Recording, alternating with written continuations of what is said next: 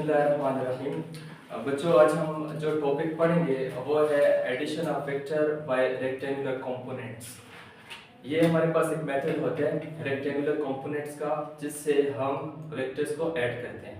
Topic है addition of vectors by rectangular components.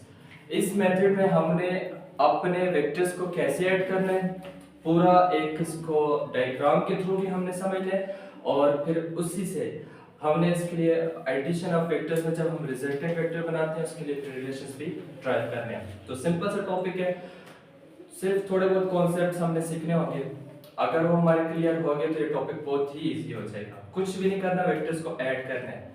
ध्यान में रख लें, सिर्फ एडिशन ऑफ वेक्टर्स होगी, वेक्टर्स को ऐड करेंगे। और हमें इस चीज का पहले से वेक्टर्स के बारे में इल्म है कि जब भी हम वेक्टर्स को ऐड करते हैं तो उसके लिए एक रूल होता है जिसको हम बोलते हैं हेड टू टेल रूल। कि जब भी एक वेक्टर को दूसरे वेक्टर में ऐड किया जाता है तो हम क्या करते हैं, हमेशा जो हमारे पास फर्स्ट वेक्टर होता है ना, सेकंड वेक्टर को जब भी हम फर्स्ट वेक्टर में ऐड करेंगे तो सेकंड वेक्टर की जो टेल होगी फर्स्ट वेक्टर की हेड पे रखी जाएगी, ठीक है। और इसी तरह से अगर हमारे पास कोई थर्ड वेक्टर होगा तो थर्ड वेक्टर की टेल सेकंड की हेड पे आएगी, और अप टू सो ऑन। तो हेड टू टेल रूल का एक प्रोसेस हो रहा होता है। आखिर में हम क्या करते हैं, जब रिजल्टेंट ड्रॉ कर रहे होते हैं ना, तो फर्स्ट की टेल से आखिरी के हेड को जोड़ लेते हैं और हमारे पास रिजल्टेंट वेक्टर ड्रॉ हो जाता है। तो एक पूरा हमने एक मेथड सीखा हुआ है, एक रूल सीखा हुआ है कि हम कैसे वेक्टर्स को ऐड करते होते हैं by head to tail rule. तो वो वाला रूल थोड़ा सा हमारे जहन में हो, इस टॉपिक को ऐड करते हुए, इन वेक्टर्स को ऐड करते हुए याद रखें, जब भी वेक्टर्स को ऐड किया जाता है तो हमेशा हम सबसे पहले ये ही चीज हमारे माइंड में आती है कि हमने एक रूल यूज करना है, हेड टू टेल रूल, क्योंकि इसी रूल से तो हम वेक्टर्स को ऐड करते होते हैं ना। और हमारा टॉपिक भी एडिशन ऑफ वेक्टर्स ही है। लेकिन जो यहाँ पे एक नई चीज हमारे सामने आई है कि हमने वेक्टर्स को तो ऐड करना है, लेकिन रेक्टेंगुलर कंपोनेंट्स के जरिए से हमने ऐड करना है। मतलब जो हमारे पास वेक्टर्स होंगे ना, उनके रेक्टेंगुलर कंपोनेंट्स बनाएंगे, और जब हम रिजल्टेंट वेक्टर ड्रॉ करके लाएंगे उसके लिए रिलेशन बना के लाएंगे तो हम देखेंगे उस रिजल्टेंट वेक्टर के अंदर हमारे पास कंपोनेंट्स सामने हमें नजर आ रहे होंगे। जो आखिर में लास्ट में हमारे पास जो रिलेशन ड्राइव होकर आएगा ना, फाइनल जो रिजल्टेंट वेक्टर। देखिए एडिशन ऑफ वेक्टर क्यों की जाती है, वेक्टर्स को ऐड क्यों किया जाता है, रिजल्ट लेने के लिए ना, एक रिजल्टेंट वेक्टर फाइंड करने के लिए।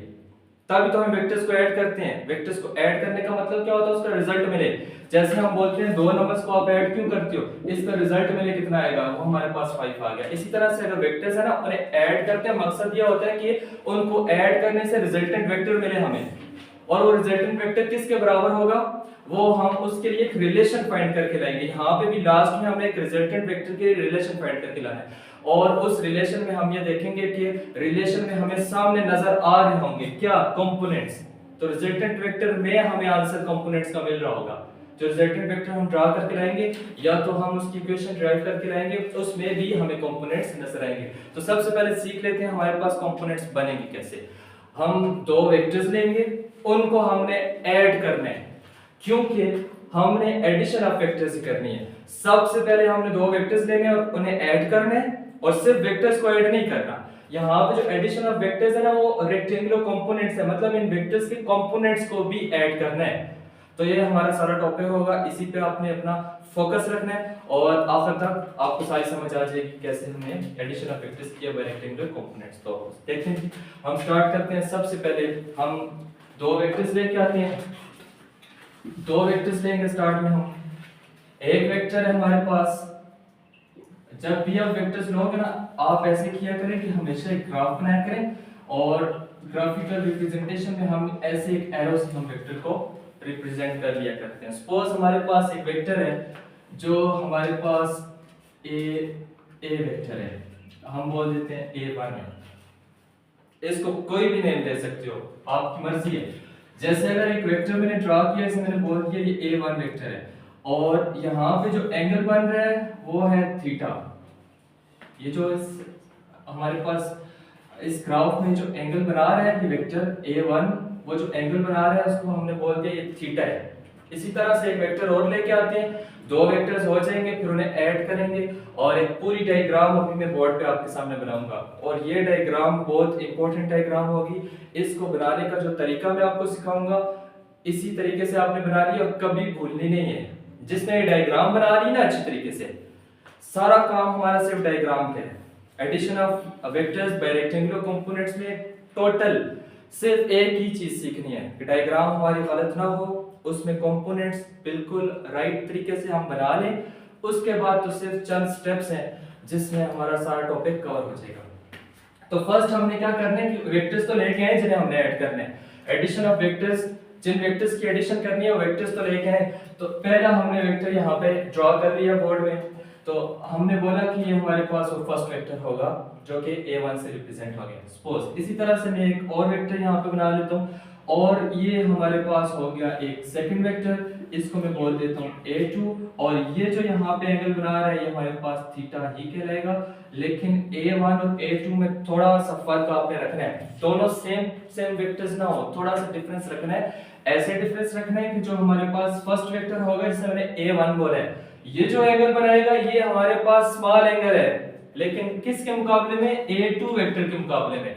जो वेक्टर हमारे पास a2 है ना, इसका देखिए एंगल हमारे पास ग्रेटर है थीटा। यहाँ पे जो एंगल बन रहा है ये बड़ा है इस वाले एंगल से, यहाँ पे देखिए आपको नजर आ रहा है छोटा एंगल। तो a2 जो वेक्टर है वो ग्रेटर एंगल बना रहा है, और जो a1 है हमारे पास वेक्टर है, ये एंगल जो बना रही है कौन सा है, छोटा एंगल है, थोड़ा सा एंगल है हमारे पास। अब हम एक वेक्टर a1 है, दूसरा वेक्टर a2 है, दो वेक्टर्स आ गए हमारे पास। अब हम इनको क्या करते हैं, ऐड करते हैं। तो जो हम डायग्राम बना के लाएंगे ग्राफिकल, इस पूरे वेक्टर्स को हम रिप्रेजेंट करेंगे इसके कंपोनेंट्स में, उसके लिए हम अभी डायग्राम बनाएंगे। कैसे बनाएंगे, सबसे पहले आप ऐसे एक ग्राफ बनाएं जिसमें एक एक्सिस हमारे पास होगा एक्स एक्सिस, और ये वर्टिकल लाइन जो होती है इसका हमें पता है ये कौन सी लाइन होती है, वाई एक्सिस। अब हमने बोला हुआ था ये हमारे पास a1 फर्स्ट वेक्टर हमारे पास ये है, और जो सेकंड वेक्टर है वो था a2 ये वाला वेक्टर। इन दो वेक्टर्स को ऐड करूं अगर मैं, तो ऐड हो जाएंगे ना, दो वेक्टर्स ही तो ऐड करने हैं हमने, तो एडिशन ऑफ वेक्टर हो जाएगी। इन दोनों वेक्टर्स को एक ही ग्राफ के अंदर मैं ऐड करूंगा। पहले इसको उठा के यहाँ पे लाते हैं और बोल देते हैं जी ये हमारे पास था a1, ये बिल्कुल वैसा ही था, उठाया और यहाँ पे हम ले आए, तो इसलिए मैंने बोल दिया ये क्या था a1। और यहाँ पे जो ये एंगल बनाएगा तो वो होगा थीटा, और ये स्मॉल एंगल है, ये उतना ही एंगल है जितना यहाँ पे था। सेम यहाँ से उठाया मैंने, इस ग्राफ के अंदर ले आया हूँ फर्स्ट वेक्टर को। अब क्योंकि ऐड करना है सेकंड वेक्टर फर्स्ट वेक्टर में, ये वाला वेक्टर इसमें ऐड करना है ना, तो हम अब हेड टू टेल रूल की तरफ जाएंगे। हेड टू टेल रूल हमें यही बात बोलता है कि जब भी सेकंड वेक्टर फर्स्ट वेक्टर में ऐड होगा, हमेशा इस सेकंड वेक्टर की जो टेल होगी ना, टेल ये फर्स्ट वेक्टर की हेड पे रखी जाएगी।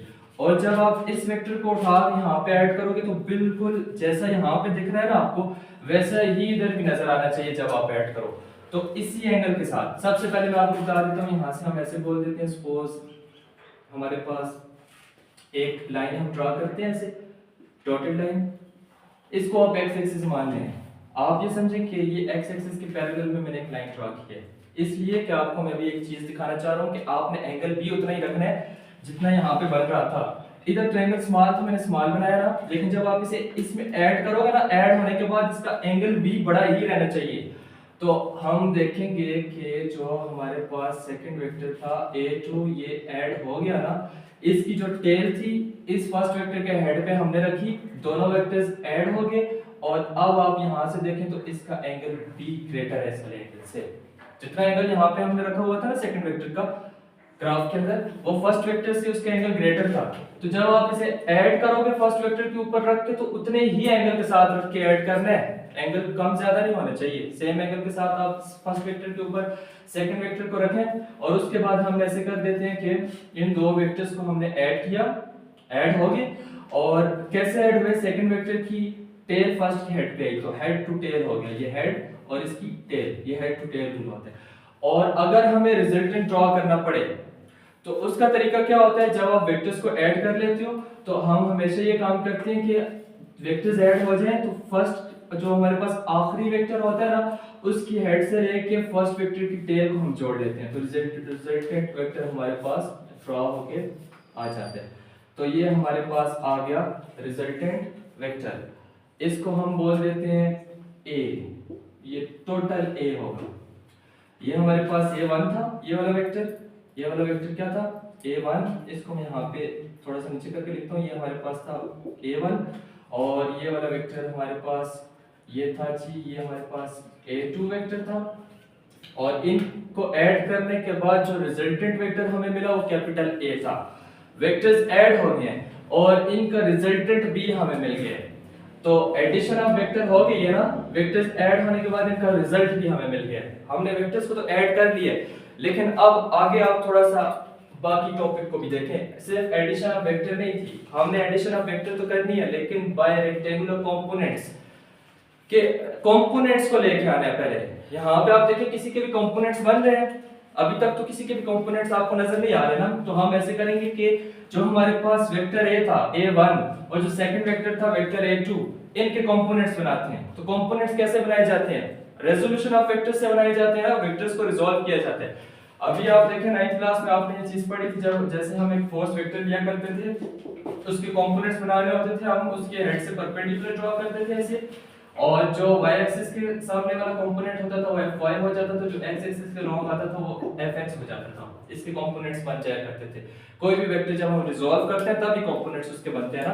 तो a1 को जब हम रिजॉल्व करेंगे तो इसके हेड से एक परपेंडिकुलर ड्रॉ करेंगे। इसी तरह जो हमारे पास सेकंड वेक्टर है a2, इसको जब हम रिजॉल्व करेंगे तो इसके हेड से एक परपेंडिकुलर ड्रॉ करेंगे। दोनों के हेड से हमने परपेंडिकुलर ड्रॉ किए।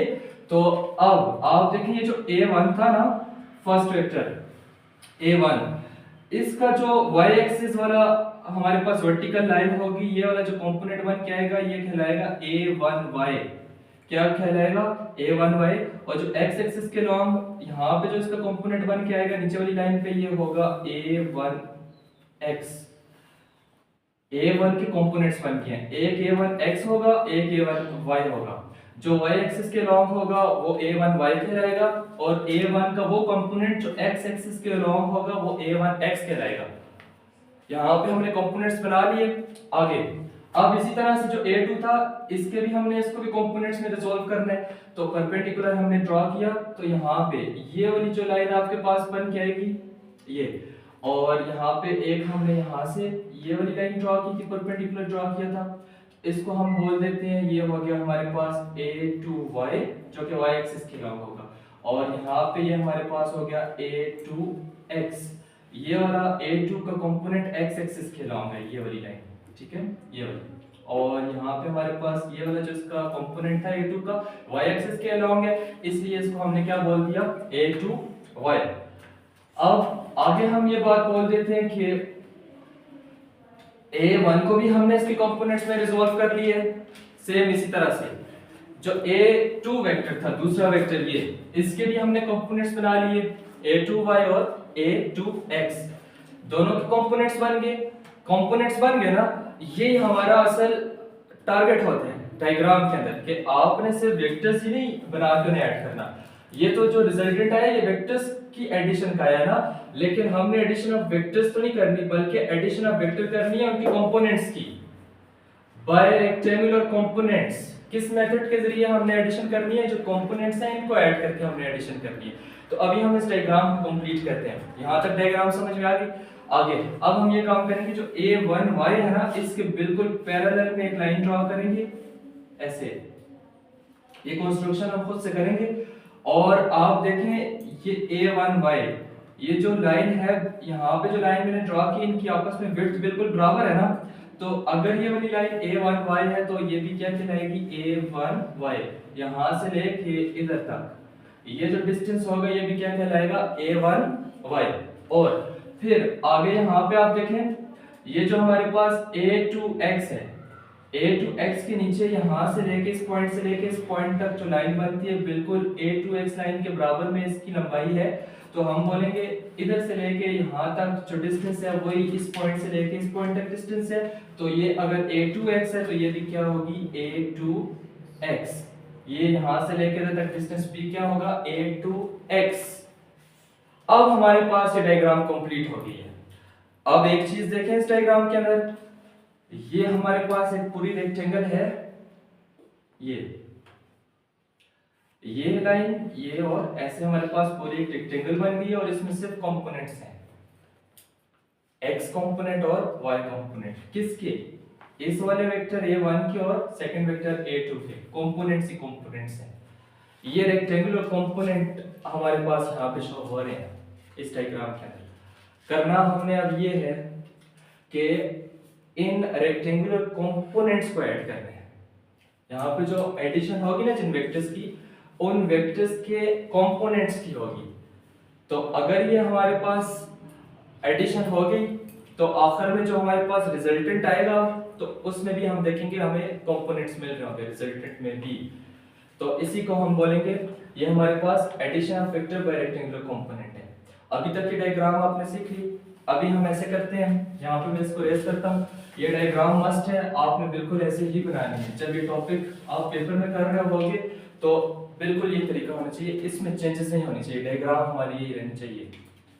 आगे अब हम ऐसे करते हैं, एक चीज आपने देखनी है, इसको मैंने क्या बोला हुआ था, ये क्या है हमारे पास रिजल्टेंट वेक्टर जो कि a है। अब इस रिजल्टेंट के कंपोनेंट्स निकालते हैं हम। अभी तक हमने किस किस के कंपोनेंट्स निकाले थे? देखें, इस वेक्टर के कंपोनेंट बनाए थे ना a1 के, और वो a1x और a1y थे। इसी तरह a2 के कंपोनेंट्स बनाए तो a2x और a2y हो गए।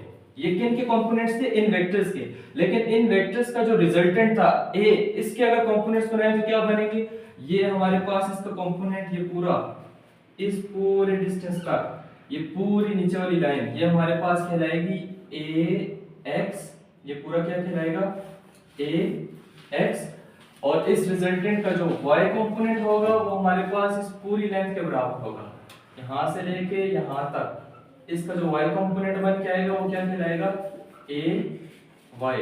यहाँ पे हमारे पास इसका y कंपोनेंट आ गया, और इस रिजल्टेंट वेक्टर का वो कंपोनेंट जो अलोंग x एक्सिस होगा वो ax कहलाएगा, और इस रिजल्टेंट कंपोनेंट का वो इस रिजल्टेंट वेक्टर का वो कंपोनेंट जो अलोंग y एक्सिस होगा वो क्या कहलाएगा? ay। अब देखें इस डायग्राम में हमने क्या किया, पूरी बात फिर से एक बार सुन लें। सिर्फ तीन वेक्टर्स से शुरू में हमारे पास फर्स्ट वेक्टर, इसमें जब हमने सेकंड वेक्टर ऐड किया दूसरा वेक्टर था जो इसमें ऐड हुआ, इनके ऐड होने से एक रिजल्टेंट वेक्टर हमें मिला था। हमने बारी बारी पहला वेक्टर, उसके बाद दूसरा और फिर रिजल्टेंट सब के कंपोनेंट्स बना दिए। कंपोनेंट्स बहुत जरूरी है हर एक के बनाने हैं, और बन जाते हैं कंपोनेंट्स, बहुत इसी तरीका होता है। सिर्फ आपने क्या करना होता है, उसको x एक्सिस और y एक्सिस में रिजॉल्व करना होता है, और सिर्फ आप उनके कंपोनेंट्स ऐसे बना लेते हैं। सबके कंपोनेंट्स हमने बनाए। अब हम ये काम करेंगे, जब भी ये सुन लें, आप एडिशन करते हो ना, हमारा मकसद ये होता है हमें रिजल्टेंट चाहिए होता है। ये सुन लें फिर से बात, एडिशन क्यों की जाती है, कोई चीज ऐड क्यों की जाती है, उसका आंसर मिले, ऐड होगी कुछ मिले हमें, उसी को ही तो हम रिजल्ट बोल रहे होते हैं ना, उसका रिजल्टेंट बोल रहे होते हैं। तो इधर जितनी भी हम एडिशन करेंगे बाय रेक्टेंगुलर कंपोनेंट्स ही कर रहे हैं, लेकिन कर तो एडिशन ही रहे हैं ना। हमारा जो टारगेट होगा, जो हमें चीज चाहिए, वो हमारे पास क्या होगी? रिजल्टेंट ही होगी। तो रिजल्टेंट जो हमारे पास वेक्टर होते हैं उसके लिए हमारे पास एक रिलेशन होता है, और वो बराबर होता है, ये जो हमारे पास a है ना रिजल्टेंट, इस पूरे में रिजल्टेंट क्या है हमारे पास? a। ये हमारे पास बराबर होगा स्क्वायर रूट इसका कंपोनेंट x वाला, उसका square ax square plus ay square. ये आपको जुबानी याद होना चाहिए। 9th क्लास के अंदर भी जब भी हम रिजल्टेंट वेक्टर फाइंड किया करते थे, उसके लिए एक रिलेशन होता था। हम बोलते होते हैं कि जो भी हमारे पास रिजल्टेंट वेक्टर होता है वो बराबर होता है किसके? Square root of addition of its components. तो साथ में हमारे पास ऊपर उसका स्क्वायर। हम हमेशा जो रिजल्टेंट कंपोनेंट होते हैं वो बराबर होते हैं स्क्वायर रूट इसी रिजल्टेंट वेक्टर के, जो हमारे पास x कंपोनेंट होते हैं और y कंपोनेंट होते हैं, उनके स्क्वायर लेके ऐड किया जाता है और ऊपर स्क्वायर रूट ली जाती है। तो ये हमारे पास कोई भी रिजल्टेंट वेक्टर हो उसे निकालने के लिए एक फार्मूला है। किसी भी एडिशन के बाद रिजल्टेंट कंपोनेंट्स फाइंड करने हो, उस रिजल्टेंट कंपोनेंट को फाइंड करने के लिए हमारे पास ये एक फार्मूला होता है जो कि किसके बराबर होता है? Square root of ax square plus ay square. तो यहां से हमारे पास इस रिलेशन से हम रिजल्टेंट निकाल सकते हैं। अब भी हमने निकालना एक ही है, निकालना किसको है? a को, क्योंकि इस पूरी डायग्राम में रिजल्टेंट तो हमारे पास अभी तक यही है, लेकिन इस रिजल्टेंट को निकालेंगे कैसे? Bye rectangular components method, components को ऐड करके। इन वेक्टर्स को ऐड करके नहीं, इन वेक्टर्स को ऐड करके नहीं, इनके कंपोनेंट्स को ऐड करके। बात समझ आ रही है? निकालना हमें रिजल्टेंट ही है, लेकिन एडिशन कैसे होगी? कंपोनेंट्स के जरिए, इन वेक्टर्स के कंपोनेंट्स के जरिए। तो इसका तरीका ऐसे होगा कि आप देखें, सबसे पहले मुझे चाहिए यहाँ पे ax, समझ क्यों? रिजल्टेंट कब निकलेगा? जब ax की वैल्यू आ जाएगी और साथ में हमारे पास यहाँ पे किसकी वैल्यू आ जाएगी? ay की। अगर ये हम फाइंड कर लेते हैं तो उठा के इस क्वेश्चन में पुट करेंगे तो हमारे पास रिजल्टेंट निकल आएगा ना, बहुत सिंपल होगा। तो सबसे पहले हम फाइंड करते हैं ax, ये किसके बराबर होगा? डायग्राम पे आते हैं, देखें ये ax कितना डिस्टेंस था, ये पूरा ax है ना, डायग्राम में आपको ax कहां पे नजर आ रहा है? ये था, यहां से लेके ये पूरा ax है, और ax किसके बराबर है? पूरा डिस्टेंस a1x। अगर मैं ऐसे बोलूं ये ax बराबर है a1x प्लस a2x, तो ऐसे मैं लिख सकता हूं कि नहीं? मैं बोलूं कि ax बराबर है a1x प्लस a2x, ये पूरा डिस्टेंस था ना यहां से लेके यहां तक ax, और ये आप देखिए किसके बराबर आ रहा है? इस डिस्टेंस के प्लस इस डिस्टेंस के, तो पूरा किसके बराबर आ जाएगा? ax के। अब आगे हमें एक बात और भी मालूम है कि ax इक्वल टू जो भी कंपोनेंट अलोंग x एक्सिस होता है उसके साथ जो हम ट्रिग्नोमेट्रिक फंक्शन यूज करते हैं cos थीटा यूज कर रहे होते हैं। अगर हमारे पास कोई वेक्टर अलोंग y एक्सिस होगा तो उसके साथ हम sin थीटा यूज करते हैं। x को जब भी हम रिप्लेस करेंगे a1 के साथ लगा लेंगे cos थीटा, प्लस यहां पे a2 के साथ हम लगा लेंगे cos थीटा 2। आप यहाँ पे cos थीटा 1 और cos थीटा 2 भी बोल दें, और ये हमारे पास फाइंड हो क्या आ गया? ax, फर्स्ट ax हमारे पास फाइंड हो के आ गई है इसकी वैल्यू, ठीक है। दूसरा हमने जो यहाँ पे रिजल्टेंट को फाइंड करने के लिए यहाँ पे आप फार्मूला के अंदर देखें तो ay की वैल्यू हमें चाहिए, तो ay को फाइंड करेंगे तो बिल्कुल वैसे ही होगा, बहुत इजी तरीका है इसका। क्या करेंगे हम कि जो ay है इसको फाइंड करेंगे, तो ay किसके बराबर है? डायग्राम में हमें जाना पड़ेगा और देखना पड़ेगा ay किसके बराबर है? पूरा डिस्टेंस a1y प्लस a2y, इधर से लेके इधर तक a1y प्लस यहां से इधर तक a2y, तो ये हो गया a1y प्लस ये क्या हो जाएगा आगे? a2y, आगे क्या हो जाएगा? ये a2y। तो ये बात होगी कि अब हम बोलेंगे y के साथ हम कौन सा फंक्शन यूज करते होते हैं? sin theta 1 plus a2 sin theta 2, ये हमारे पास आ गया magnitude of component of vertical component of this main vector. ये हमारे पास मैग्नीट्यूड था किसका? इस मेन वेक्टर का जो वर्टिकल कंपोनेंट था उसका। इसी तरह से हमने हॉरिजॉन्टल कंपोनेंट जो था उसकी वैल्यू भी फाइंड की हुई है, अब जो हमारे पास वर्टिकल कंपोनेंट था उसकी वैल्यू भी फाइंड आउट हो चुकी है। करना हमने क्या है? देखें एडिशन ऑफ वेक्टर में हमें चाहिए रिजल्टेंट उसका, और रिजल्टेंट के लिए मैंने फार्मूला लिखा हुआ है, फार्मूले में हमने ये दो चीजें हमें चाहिए थी जो हमने फाइंड कर ली है। अब रिजल्टेंट निकालना मुश्किल तो नहीं है ना, हम क्या करेंगे ax की और ay की वैल्यूज यहाँ पे इस फार्मूले के अंदर पुट करेंगे और हमारे पास रिजल्टेंट फाइंड होके आ जाएगा, और ये ही रिजल्टेंट हमारे पास फाइनल इक्वेशन होगी addition of vector by rectangular components की। अभी मैं इसका रिजल्टेंट यहाँ पे निकाल लेता हूँ, किधर देखें, ये हमारे पास बराबर हो जाएगा स्क्वायर रूट, ऐसे आपने स्क्वायर रूट लिखना, और उसके बाद ax की पूरी वैल्यू यहाँ पे लिखें, किसके बराबर है? a1 cos theta 1 plus a2 cos theta 2, और ऊपर क्या आएगा? स्क्वायर प्लस, देखें ऊपर साथ में क्या है इसका? स्क्वायर प्लस, आगे हम बोलेंगे कि क्या था ay, उसकी वैल्यू है और यहाँ पे पुट कर लें, ये a1 sin theta 1 plus a2 sin theta 2, और साथ में ऊपर क्या आ जाएगा? स्क्वायर। ये हमारे पास फाइंड होके इक्वेशन आ चुकी है रिजल्टेंट की, और ये हमारे पास final equation addition of vector की बाय रेक्टेंगुलर कंपोनेंट्स। इस इक्वेशन को आप बोल दीजिए हमारे पास फाइनल इक्वेशन है, आप इस इक्वेशन नंबर ए का नाम दे दें। ये इक्वेशन नंबर ए ही हमारे पास आज का रिजल्ट था कि हमने वेक्टर्स को ऐड किया रेक्टेंगुलर कंपोनेंट से। अब इस इक्वेशन को देख के हमने अब फाइनल बात करनी है।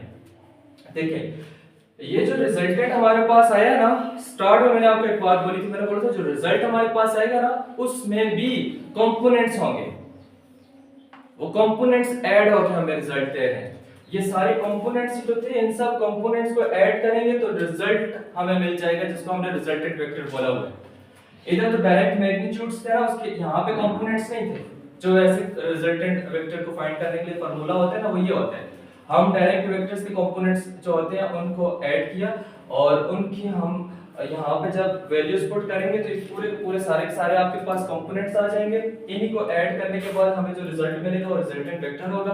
तो हमने यहाँ पे जो एडिशन ऑफ वेक्टर की वो बाय रेक्टेंगुलर कंपोनेंट्स मेथड की, क्योंकि सारे के सारे कंपोनेंट्स ऐड हुए हैं यहाँ पे। तो इधर जो हमारे आज की जो एडिशन थी वेक्टर्स की और रेक्टेंगुलर कंपोनेंट मेथड से हुई है। अभी तक यहाँ तक ये चीज।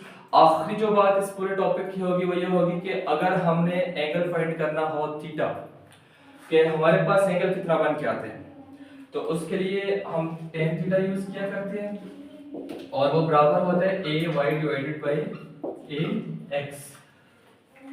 एंगल के लिए हम हमेशा tan का फंक्शन यूज करते हैं और थीटा बराबर हो जाएगा tan inverse ay divided by ax। Addition of vectors में जो एंगल फाइंड करने के लिए हमारे पास जो इक्वेशन यूज होगी, जो मैथमेटिकल फॉर्म बन जाएगी, वो होगी theta equal to tan inverse ay divided by ax। और ये आज का हमारा सारा टॉपिक था। तो बच्चों उम्मीद करता हूँ आज का आपको टॉपिक बड़ा अच्छा समझ आया होगा। अगर कोई भी आपका क्वेश्चन है तो आप कमेंट्स में पूछ सकते हैं। Thank you. अल्लाह हाफिज़।